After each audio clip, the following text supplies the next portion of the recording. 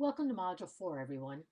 In Module 4, we will be looking at how do you create community in an online and blended course. We will be using VoiceThread for our discussions. You can record an audio message, a video message, or type in your response. Please keep these short to less than 30 seconds or just a few lines of text.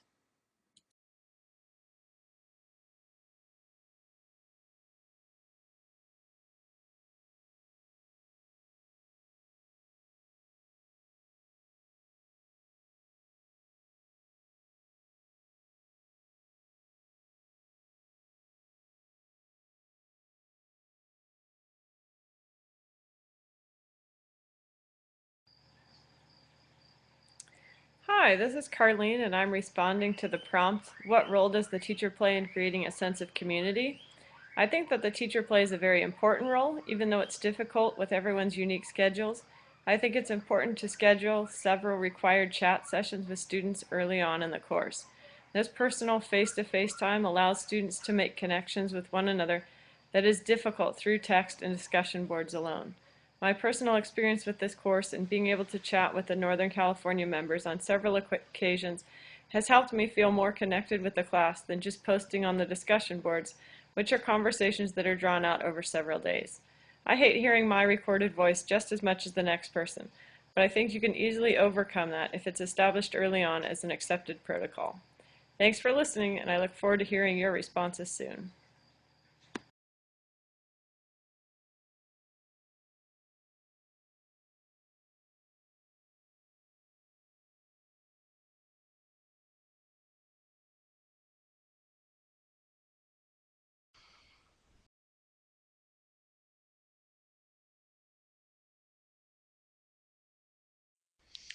Hi, my name is Darren, and I'm responding to Carlene's comment about the teacher's role.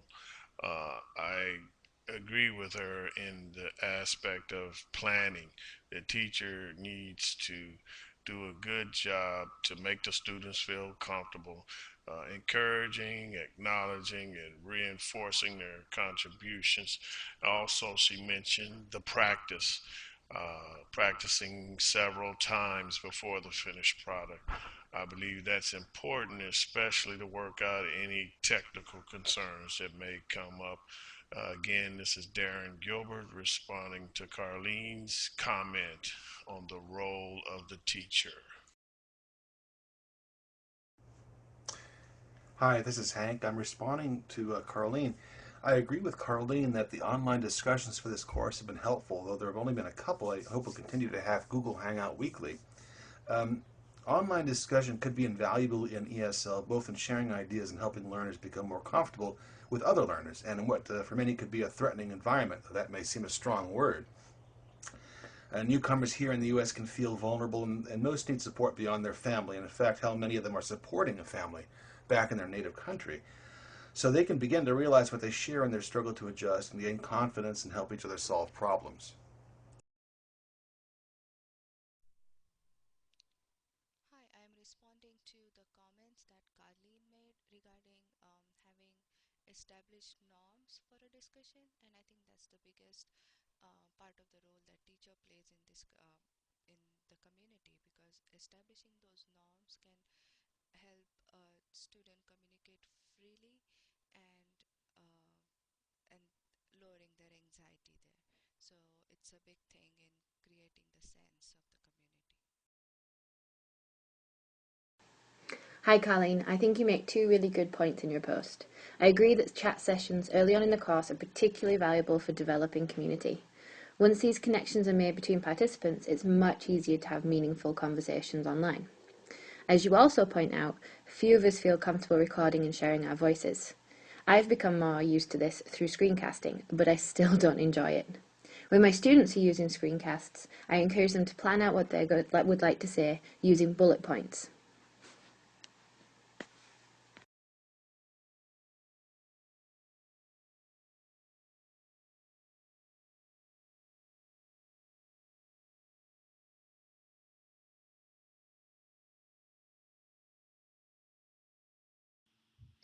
What role does a teacher play in creating a sense of community? Well, it's the teacher's role to make sure everyone is involved, making sure, first off, that it's structured. We have a structured idea of what everyone's supposed to be saying, and then make sure everyone gets involved. You know, the teacher's job is to facilitate and make sure everyone participates, make sure it's fun, make sure everyone has buy-in, because if they don't have buy-in, well, it's not going to work. Okay, I'm going to say that. I like that. Hi, this is Jen West, and I'm responding to the 4.1 discussion prompt about the role of the teacher.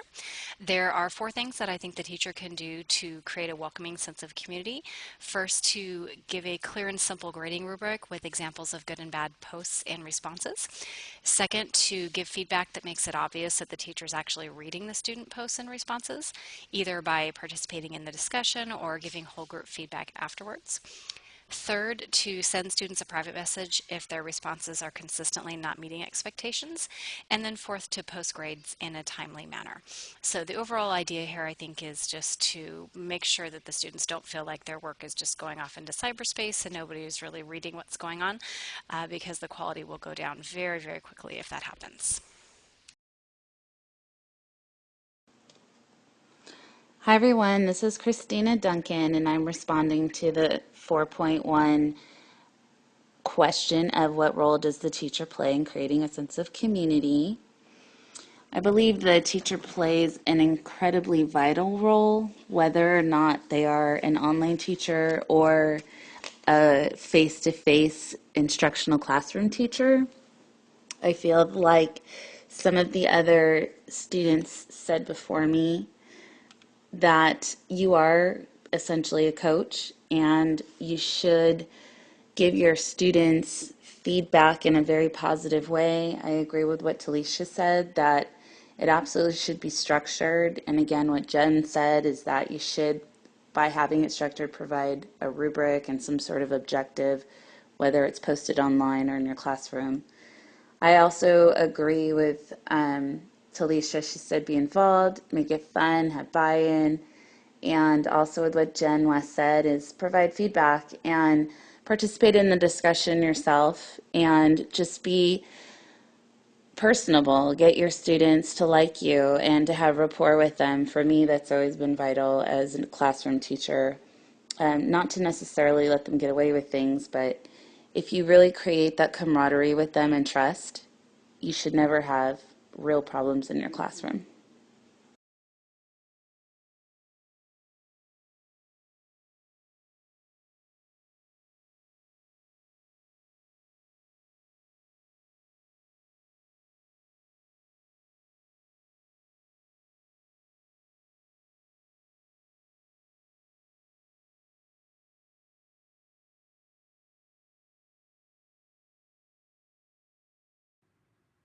Hi, this is Judy, and I'm responding to Deborah's comment about the teacher as coach.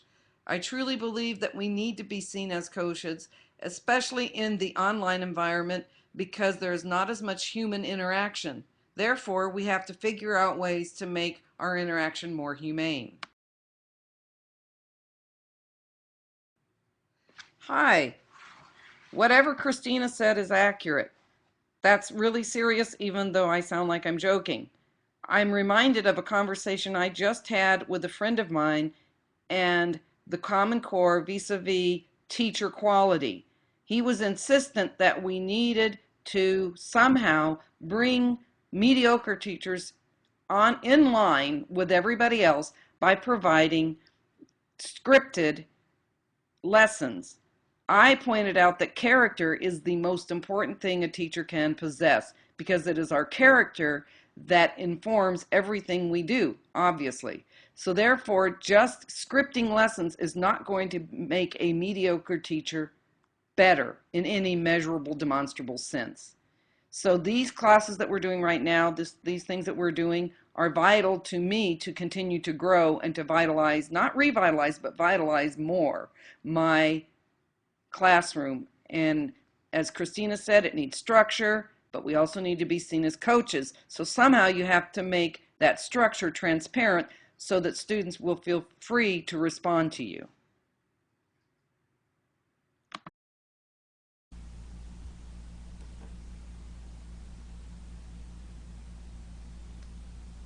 Hello, this is Susanna Callan, and I'm responding to the question of what role does the teacher play in creating a sense of community? I think the teacher plays a tremendous role in modeling exactly what they expect their students to do.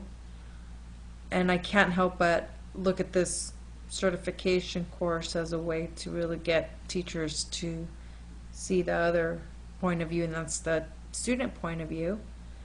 But one thing I do in a traditional classroom that I think would work great in an online classroom, especially a blended one, are icebreakers, where you have an icebreaker for every big unit. That can be, the first unit could be introductions, scavenger hunts, photo galleries. These are all things that the teacher can really structure for the students, again, by modeling for the teacher or for the students. The teacher would create, of course, their own icebreaker and model what they've done by a simple introduction video, creating a scavenger hunt activity, or creating their own photo gallery, very much like what we saw in this Module 4. Another great example are discussion forums, I think, where teachers and students can have their voice published and recognized. I think this can really help build a rapport in the online classroom. And of course, VoiceThread, which is something I'm experimenting now as a teacher, but I find this very helpful in making people's profiles come alive. I think in order for people to connect, they need something tangible and concrete to hang on to, and I think the voice is a big part of that. And of course, I think the teacher can really create some excellent project collaboration tools and assignments, so students can use tools like Google Docs in order to be able to collaborate with other students and not feel so isolated from assignments by working with other individuals. Anyways, that was my response, and I hope you enjoyed it. Thank you very much.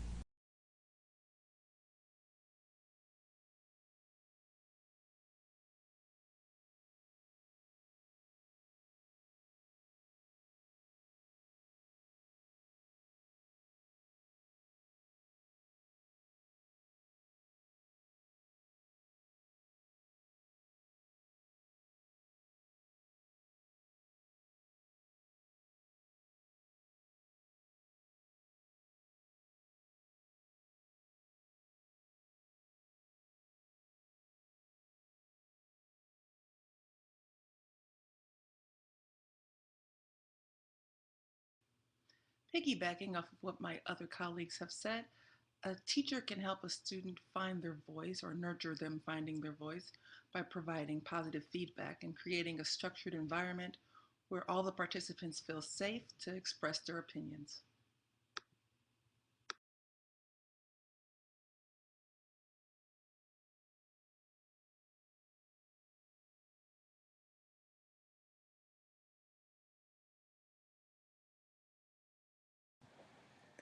So I'm responding to Hank's comment, and I agree that being able to work on collaborative projects allows students to really express themselves in a new way. I think especially for shy students or students who may not normally get to have a lot of voice in a classroom, the online collaborative environment can be great. Using something like Google Docs, where their contributions are tracked and they also get to work with other students, can be a huge benefit for students, as well as helping them nurture their online voice and really have a say in their education and their learning. Hi everyone, this is Christina Duncan, and I'm responding to how some students can find their voice in an online environment and how we can nurture that voice. I believe that, like many of my classmates said before me, and I apologize because your names aren't posted in the thread when you type, But I do agree that shy students definitely need the opportunity to participate. I remember when I was a classroom teacher for 12 years, I would have a room full of 35 kids and only 3 to 4 would participate on a frequent basis. And now in the online world, if we do require discussions and blogs and interactions, our shy students can feel like more part of the group. And the teacher can help facilitate this again by establishing rapport, trust, giving positive feedback, and just being a supportive role model for the kids.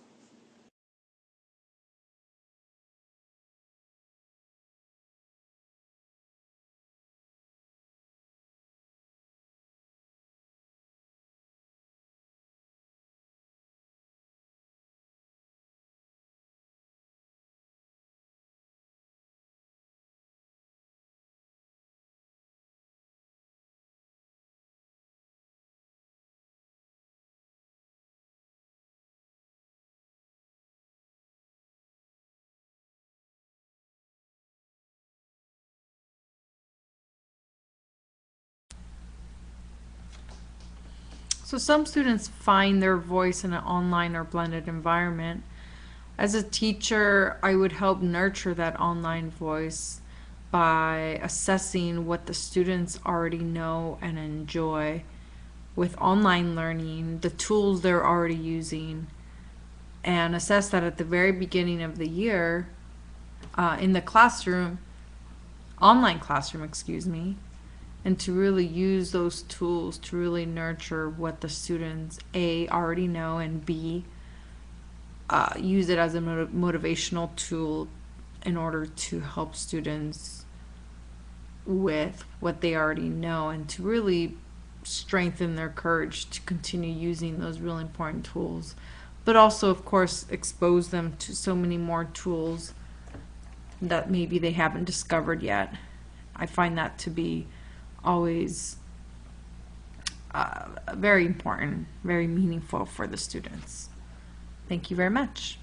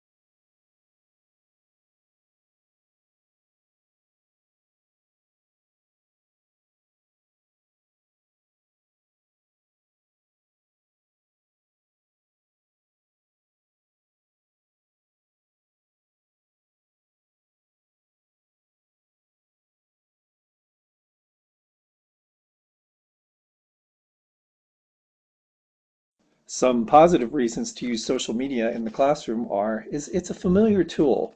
Most students are on social networks anyway, and these services are already tools that students are generally comfortable with.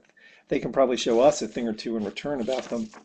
Secondly, social media is very easy to use. Social networking requires no expensive equipment or modern upgrades. All you need is a computer, a mobile device, and an internet connection. And then finally, on the positive side, this helps shy students. There are some students that find social interaction or contribution to a discussion difficult. Engaging students through an online project can make this much, much easier for them.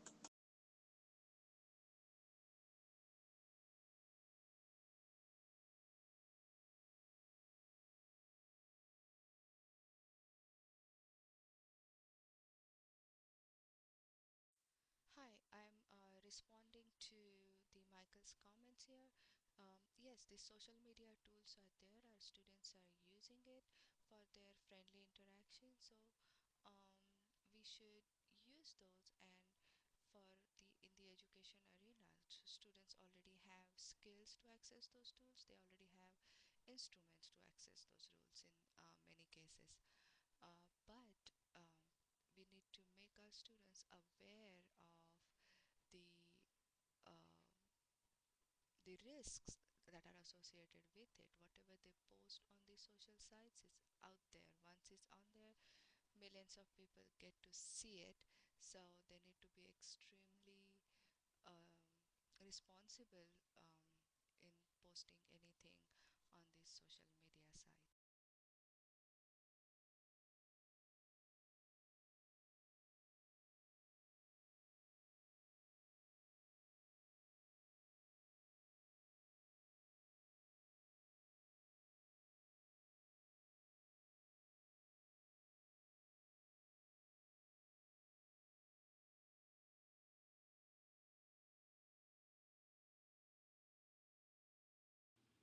I do agree with the points Darren made about the benefits of social networking, like getting kids to come out of their shell, but also having to watch out for things like cyberbullying, where students they don't realize what they're saying and the effects that has on other people. Also, another good point he made was the fact that people are losing the just eye to eye, like it's a good handshake and all that stuff that people usually do. You don't have that when you have the cyber environment. So just getting people to learn, hey, you do have to be social. You do need to actually speak to people. Finding a way to integrate that into the lessons would help students learn how to be social in reality.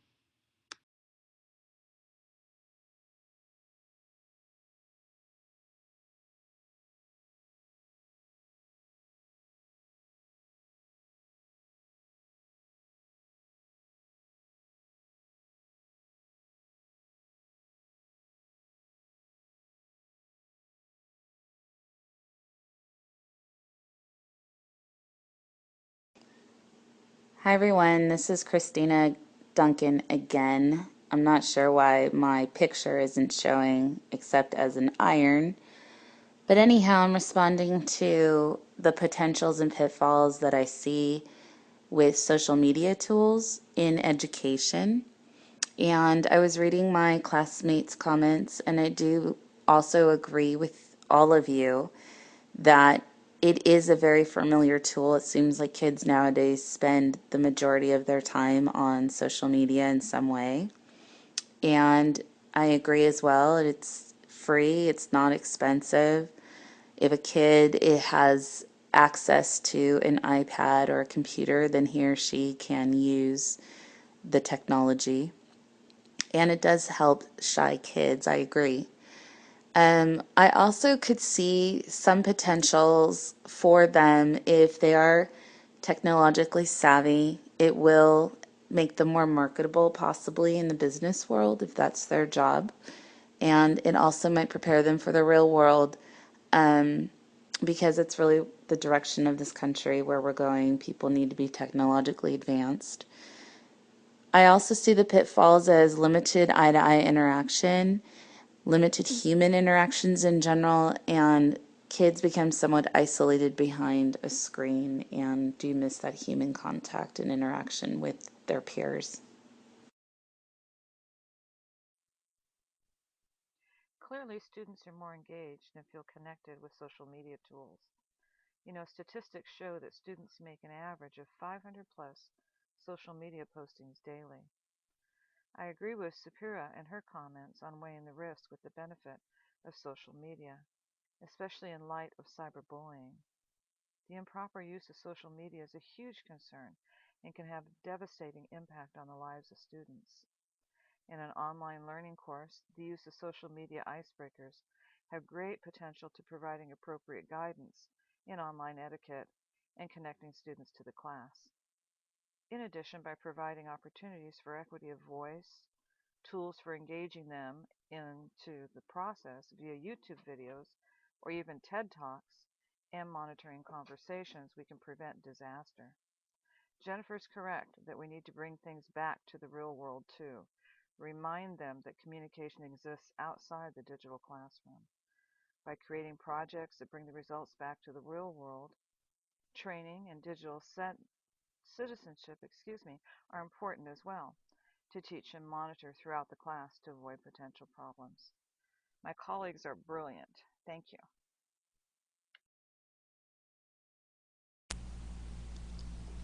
So, social media tools are used routinely in business and government.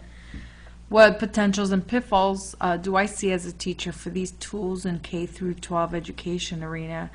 Well, it's always interesting to me to be able to see adult professionals in the business and government roles, and even in public, and to see that these adults don't know how to respectfully use some of these tools sometimes. It's not only disappointing, but it makes me wonder how it will work potentially full term in K through 12 education. I think where we need to start with is to model what ethics for social media tools we should be able to integrate and model exactly what that looks like for not only the adults but also for students in the K through 12 education arena. And that's really to expose them to reliable tools that allow students to be able to do this in an interactive, fun, but also learning environment.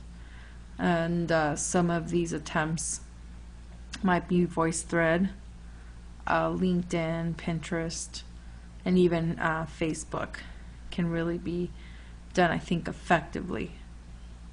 So some of the pitfalls could be that students don't know that there is an ethics to social media tools and using those, but also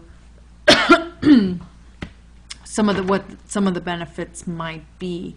And again, that's exposing them to the more reliable sources out there. Thank you very much.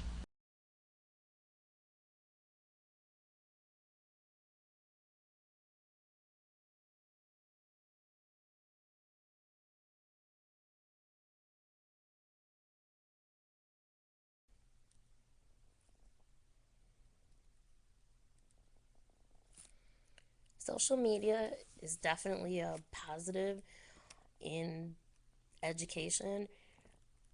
It keeps the students more engaged. Many of them already are using social media at home, so they're familiar with it and able to help their peers. I personally teach 6th grade, so I know they're acclimated with these kinds of things. Pitfalls, just like with anything, you're going to have people that may get off track, but if you monitor and if when you start out you have a solid expectation, digital citizenship, the fact that if they're putting it out there, they're putting it out there not only for their peers but the world in some cases, so it'll up their responsibility to present themselves in the most positive light. So most of the times you get a better result than if it's just for your teacher. So definitely I use Twitter myself and it's helped me become a better teacher. So I'm definitely I think sharing is definitely a positive, to know that there's a world beyond what you know and to really educate yourself in other ways.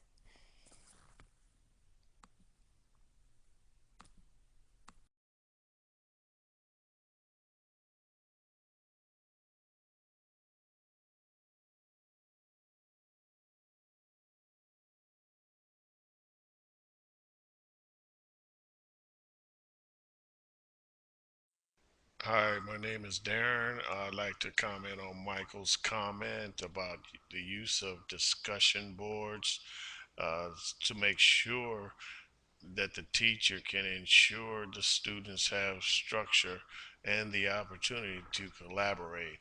I think that's a good idea because the student can take their time, they're not in a rush, they can effectively communicate and ask questions and bounce things off of other students.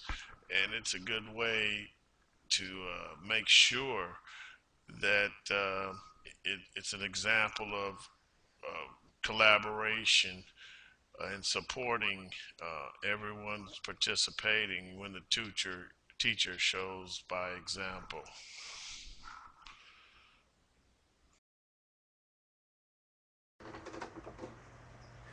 Hi, this is Hank. I'm adding to what both Michael and Darren said about discussion boards. It's easier to coach ESL students in written English, but you do want them to become better speakers after all. Baby steps are a good idea, and that's why starting out with discussion boards online would be useful. So it's essential to have learners participate in general discussions, whether they're written or verbal, and this way they become more aware of the most common mistakes and other issues. So discussion boards at the beginning help the students prepare for general discussion, verbal, online, and can help them become less shy, and this leads eventually to public speaking and presentations. You hope.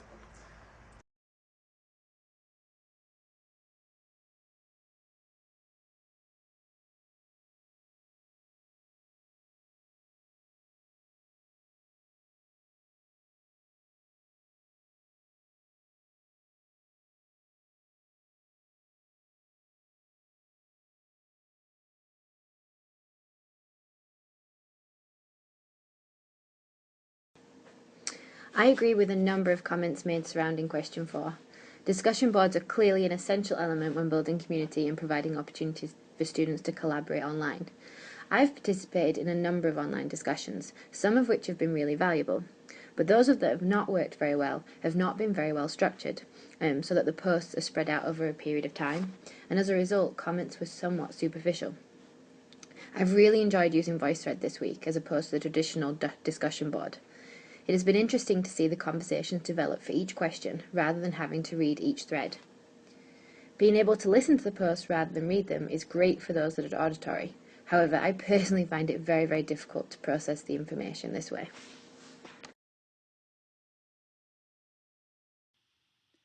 I would ensure that students had the structure to work within an online environment by creating the structure for students to work in an online environment. That's my job. Giving them the opportunity, well, it's mandatory, so you will do this. It's part of your grade. But I mean, you make it so if you have the structure right, if the people, they will enjoy participating in the online environment, and you also nurture their online voice, so that makes it an enjoyable experience for both the teacher and the class, the students in the class.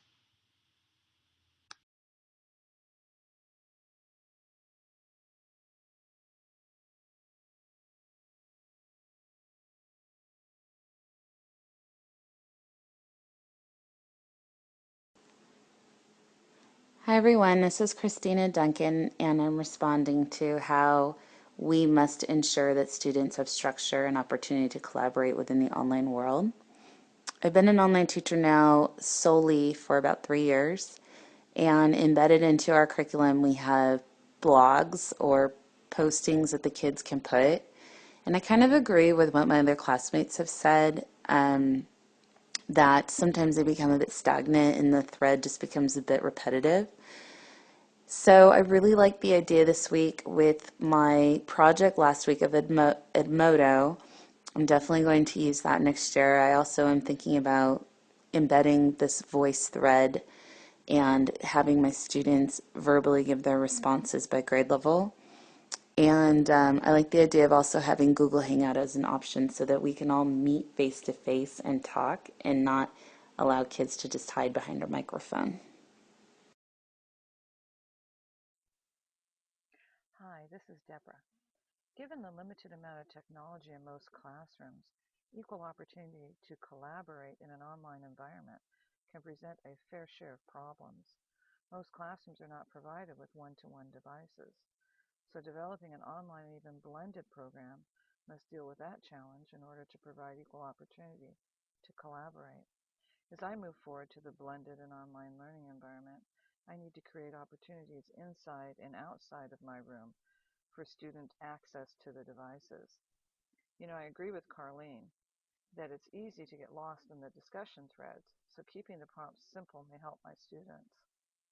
The TED Talk video on Mr. Splashy Pants clearly shows the power of influence of online discussion formats. So I agree we really need to move forward in using them. I enjoyed reading and using VoiceThread this week. It was fun putting together the voices of faces of colleagues. It is something I would like to use in my classroom as well.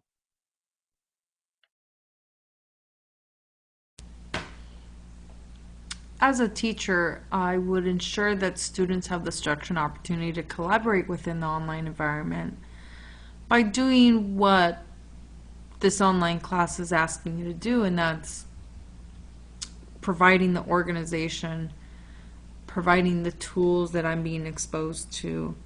So, for example, the structure would start with the syllabi, creating the modules, creating the details, creating different modes of learning, everything from visual to auditory, to collaboration, team building at the very beginning of each module, to really give students an opportunity to really shine in their online environment. But more than anything, I think what I've learned the most in terms of motivating, as a motivating factor, the structure of the grading, I think, has been phenomenal, and it's really made me think differently about how people and students might be motivated. So, for example, pass and no pass, that would be a specific grading structure that I think would work well in an online environment. Have students met the standard, pass or no pass, setting those high expectations from the very beginning, but also adding some flexibility to the grading where students don't feel as threatened, but they feel motivated to try different things rather than doing it on a point basis. I think this will provide students an absolute opportunity to really do their best rather than just counting the points, to really thrive in that online environment. There's a lot to say in response to this question, but I think I've narrowed it down to that particular structure, and that's the grading structure, and that ties in with the opportunity that students will thrive in an online environment if they're given a non-threatening environment. So I hope I've responded to the question as you wanted me to. Thank you very much for listening. Bye-bye.